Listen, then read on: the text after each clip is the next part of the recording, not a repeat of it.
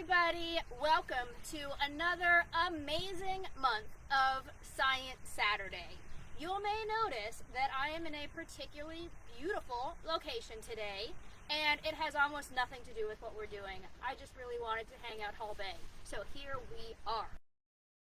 This month, we are looking at a topic that we've talked about a little bit before, but this month we are learning about how to do a learning activity that you can go through with us and then reproduce at home, at school, wherever you want to learn more about marine debris. So I am joined today by people who I hope are behind me as I do like this. We have Miss Zola Roper, the Territorial Marine Debris Coordinator, and our favorite Science Saturday intern, Mason. So I'm going to hand the show over to them and let's learn about marine debris. All right. Thank you, Kitty. So, project. Okay. So thanks for the introduction, Kitty. Again, my name is Zola Roper, and then Mrs. Mason will be my Science Saturday participant today. And today we'll be focusing on a lesson plan within the marine debris curriculum, which you see here. And Kitty later on will drop a link in the Facebook Live so you all can, browse through that virtually. So I just wanted to start off by saying this curriculum was co-created by over 60 educators within the USVI to focus on lessons centered around marine debris. And there's also some really cool activities and local spotlights on learning more about marine debris in the USVI.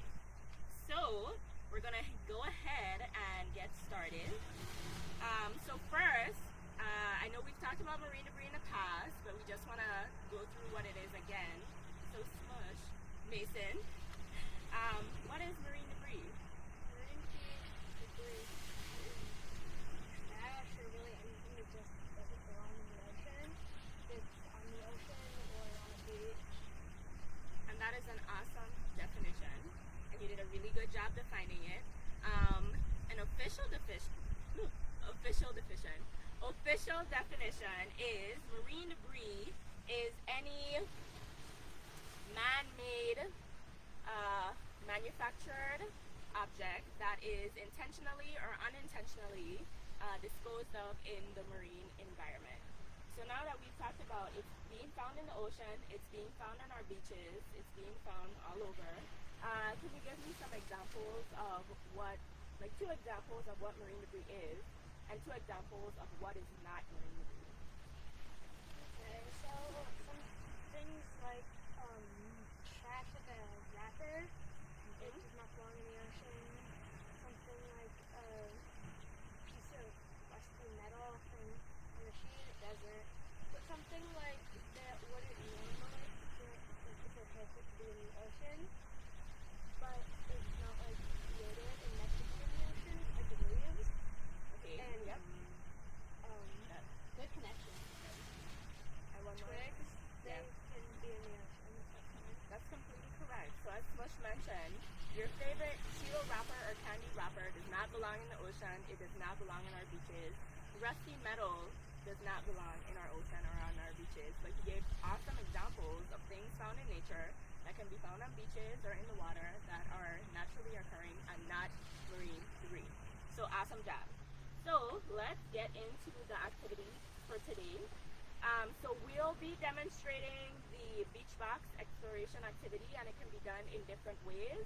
Specifically for Science Saturday, we've already created the beach boxes for you all to see. So it contains both marine debris and natural items that are found in the environment. So what we're going to do with this activity is that you have two trays in front of you. You have a tweezer, you have a magnifying glass. So we're going to put natural occurring items in one of the trays, and we're going to put marine debris in the other tray. So go ahead and start picking out some of the things, and then we'll talk about it a little more. Okay. All right, we are zoomed in on our trays. So that's one thing we got there, and this is marine debris.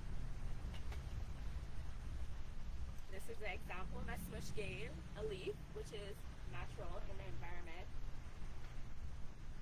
We got a little baggie made in China.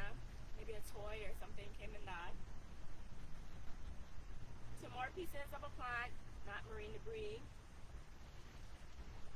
So let's talk about some of the things that you're finding. What are most of these objects made of? Plastic. Plastic. So that's actually a really good connection. So in a lot of the cleanups that we're doing and a lot of the trash that we're finding, we're noticing that it's plastic debris. What else do we have in here? Well, actually, Kitty, will you be able to zoom in a little bit on this box so we can talk about the sand that you see? Ooh, yeah. I'm gonna come over there. We'll put in a little plug-in about that. So do you notice something interesting about the sand in your beach box? It looks like glass sand. Is that what it looks like? Yeah. So do you remember what we talked about? Well, what you all talked about, where this glass sand came from? Yeah. It was the bottles that they packed. You'll definitely get a gold sticker from me today, because you are completely correct. So this is actually from the Glass Recovery Program project. So another type of marine debris that you don't see in the beach boxes are glass bottles. And what the Glass Recovery Program has done is repurpose these glass bottles that you're finding in cleanups that are being donated that would have otherwise ended up in the landfill.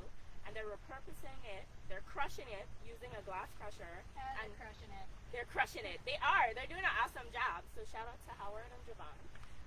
So they're crushing these glass bottles and repurposing it into sand. Sand that cannot be placed on the beaches, but can be put into sandbags, which are very useful during hurricane season. So that's the glass sand that you're seeing here. So if we had used regular sand and you had seen these glass pieces in the sand, would it have been considered marine debris? Yes. Yes. Yeah. Found it. So you're completely correct. So if you found like little glass pieces in the sand, that would have been considered marine debris. So good job, Smush. So there are a lot of different ways you could increase the difficulty of some of these lessons in a lesson plan.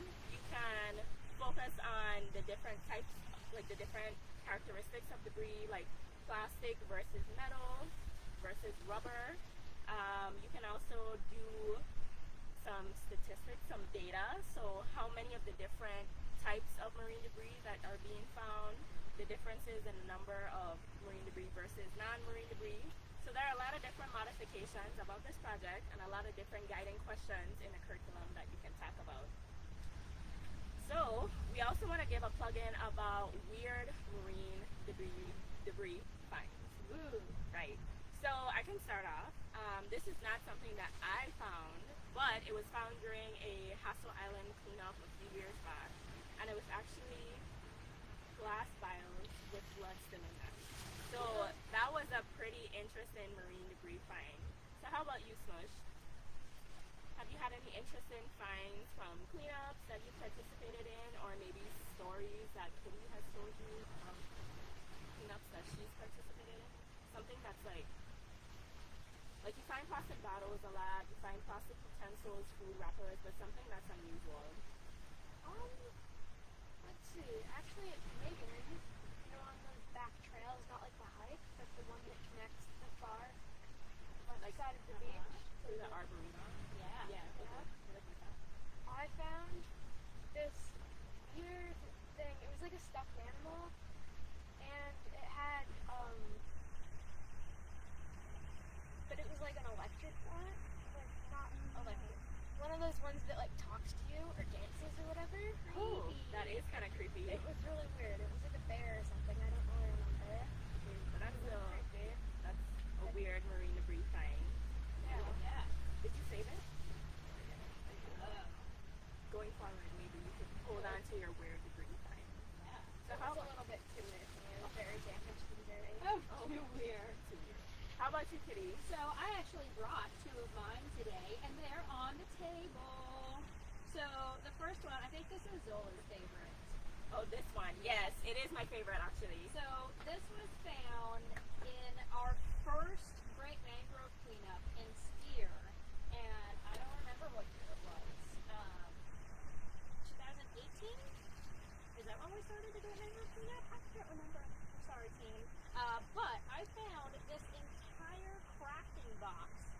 deep in the mangrove, and it is filled with sequins. And I really love this example because people love sequins. Sequins are kind of important to carnival and stuff, but each of these little sequins is microplastic, and it's so conflicted because the art side of me loves how beautiful it is, but these are all just microplastics ready to go out into the wild. And I also think it's important to note that when you do beach cleanups, you do see debris, like you're just looking down and you can see like a plastic utensil or a cigarette butt. But like if these little pieces of plastic get covered by sand, it becomes more difficult to pick them up out in the environment. Yeah, absolutely.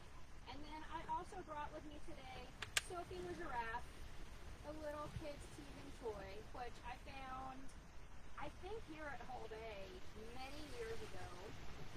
So some poor kid is now no longer a little kid who lost their Sophie the giraffe. But it's like a name brand, kind of expensive toy that was just abandoned, and it was like deep in the bushes. And so I actually keep Sophie the giraffe in my car with me as a reminder of the things that I can find at cleanups. Me and my brother both grew up with the squeaky toy versions of those. That's actually how I recognized it, that it was something real, because I remember you guys having them. I mean, it's real. Obviously, it's real. We're not getting into like quantum physics and reality.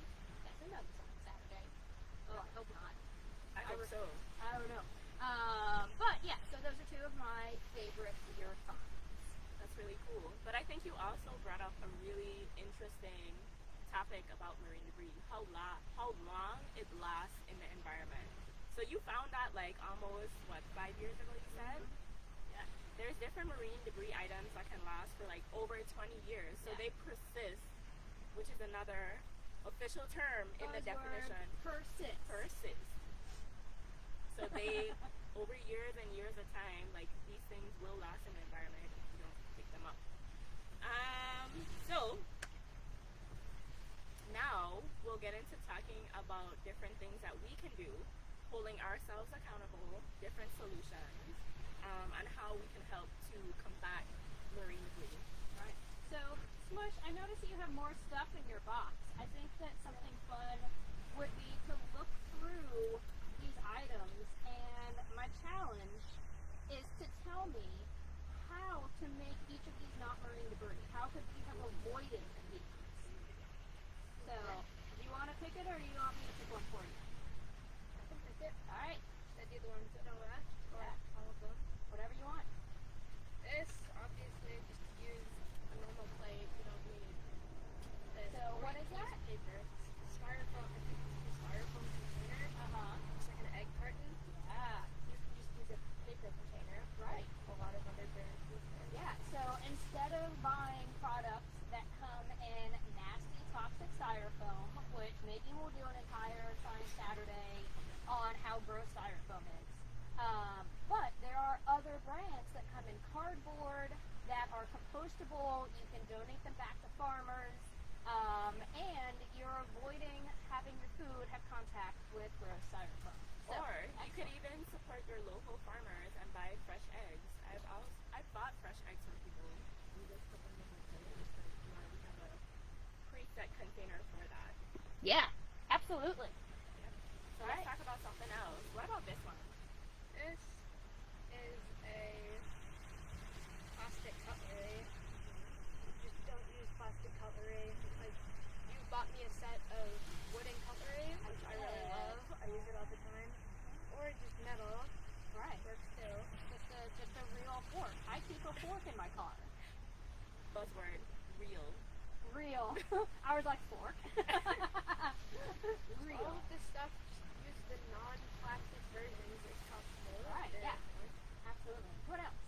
That also applies to straws, knives, spoons, all of the cutlery. Ooh. Here's an intact zip tie. Uh-huh. This, just use like, I don't know, string, tie it, you don't String, need, twine. yeah, twine. Yeah. All right. Nice. Real You're that version. scientist. There are things other than zip ties. I think you're bringing up some really great solutions. Yeah. Here's a piece of the M&M wrapper. packaging? I don't know, cloth bags.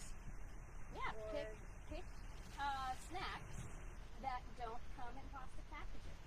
So one of my favorite things to do is if I'm going to be at the beach for a long time or out on a boat day, I will make like 3 cans of popcorn. Spoiler alert, I really love popcorn. And so I make that on the stovetop, no trash, and then I fill just a snack bag with popcorn, and boom, snacking all day. So those were some really great suggestions. What are some other things that you can do with your friends and your community while you're on a beach? You can do your very own cleanup. Like, do your very own cleanup. So taking the trash off of the beach, putting it in the designated receptacles, like that's a really good way, that's a really good solution. And then we previously talked about the glass recovery project. So if you collect glass bottles, there's a glass pressure machine on St. Thomas, and there is also one at St. Croix, looking for volunteers for those on St. Croix. But you can repurpose those glass bottles into sandbags for hurricane season, which we are approaching. All right, nice, very good. What else? Smush, can you think of any item that you find out on beach cleanups that really bothers you? Let's see. One thing that I really, really hate seeing is bottle caps. Even if Ooh. plastic bottle caps, twist caps, or like metal beer bottle caps, or like I don't remember what they're called, the things that you open like Sprite with. Oh, what do you call those? The pop tap? The pop taps, Yeah, I hate seeing all of those things around. So that makes me think of something that maybe Zola can tell us more about. We have very different debris at all of our beaches in the territory. And just little brag, Zola did her master's looking at marine debris data throughout the territory. So what can you guys tell us, and Smush, if you have any ideas, about the composition? I mean, it was in the name of our Science Saturday, the composition of marine debris. So what is the difference between different beaches? As in what you're finding? Yeah. Okay, so I think Smush brought up a really important marine debris item that's commonly being found around our beaches, and that's bottle covers, like Right. from plastic bottles, metal bottle covers, from your beer bottles. So that's definitely one marine debris item that even though you're doing cleanups around the island in different locations, different beaches, we're seeing commonalities in the type of debris that's being found. Right. What about, so I know that in the past I've done cleanups at Brewers. And at Brewers Beach, right around the food trucks, you find glass bottles or shards, metal bottle caps, and cigarettes. And that's because people sit and eat and drink and throw those things behind them or put them next to them and the wind blows them away and they forget about it. But what about a beach like Fortuna on the West End? What do you think you would find there? Somewhere that doesn't have any concessions? That's a really good question.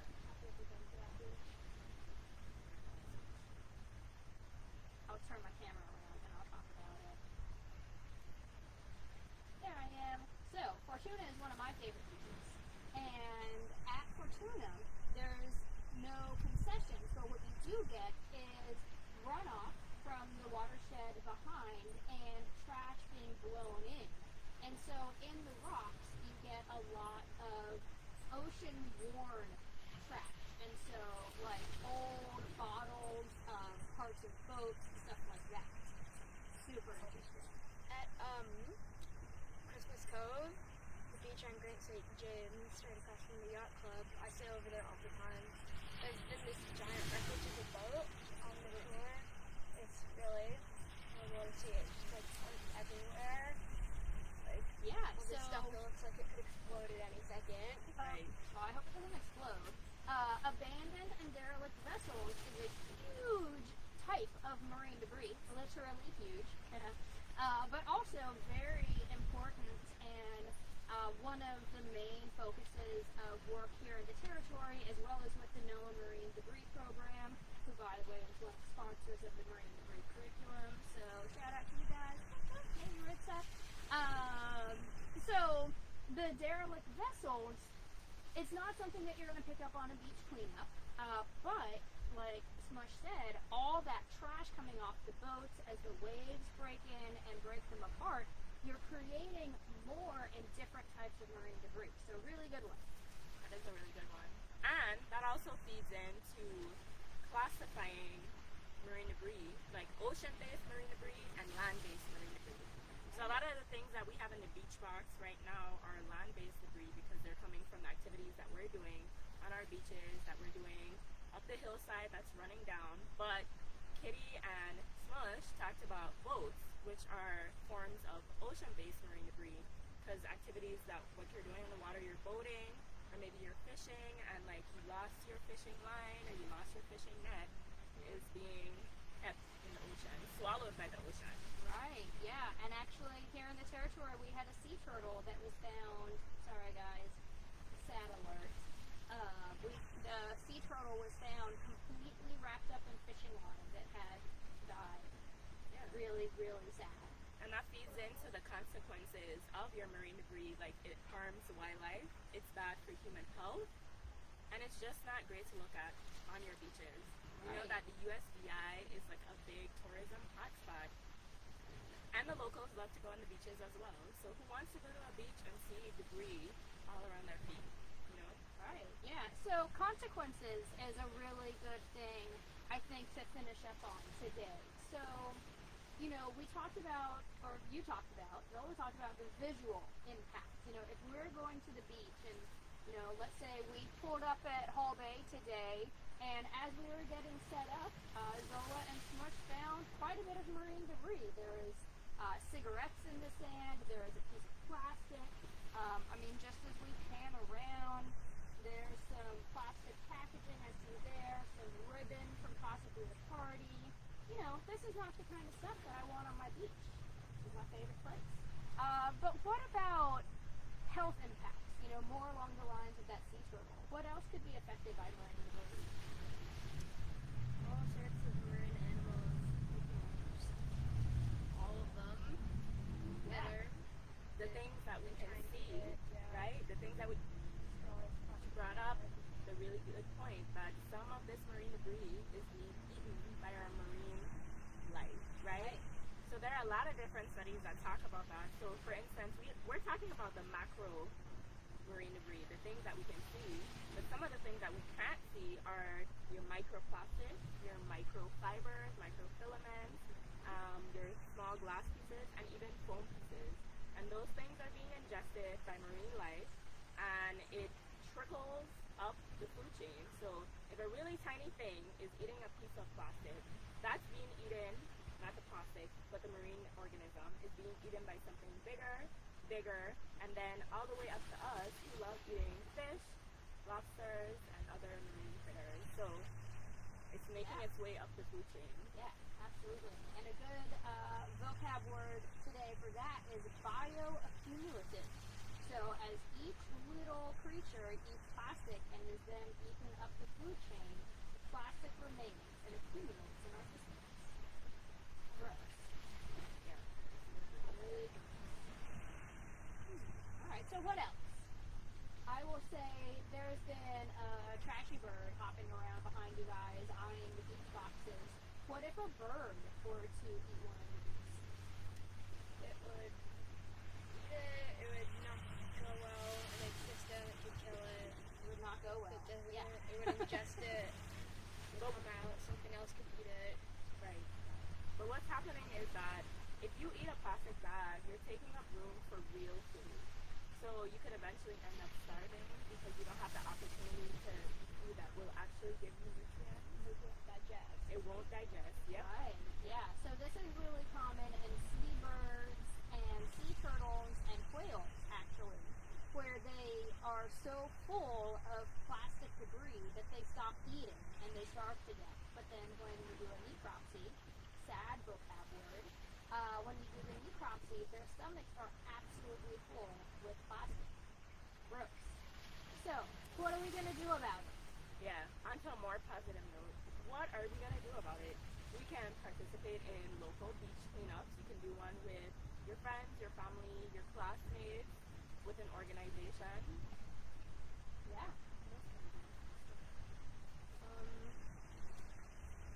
Just whenever you see a piece of trash on the beach or just anywhere, just pick it up and kind of throw it away. Right. Yeah. Everything helps. Everybody does a little bit.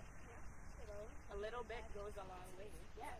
What about, like we were talking about, products to use instead of the things found in your beach box?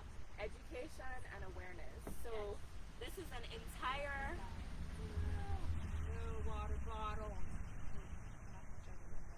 Anyway. this is an Clear that. entire curriculum dedicated to marine debris lessons and how to educate students, yourselves, about marine debris, solutions, impacts, everything can be found in the marine debris curriculum. Very cool. All right, and our final leave off for today. Name one thing that you are going to do to help avoid marine debris. What's your one promise for the day? Okay, I can start off. My one promise is to continue using my reusable utensils, so my bamboo utensils and my metal utensils, so that I don't have to use, another buzzword, single-use plastic items. All right. How do I use mush? Same. I love my bamboo toothbrush. Ooh. My reusable water bottle. Reusable water bottle. I also like making popcorn, putting it into a bag. Nice. Gave me that idea. Yep. Okay.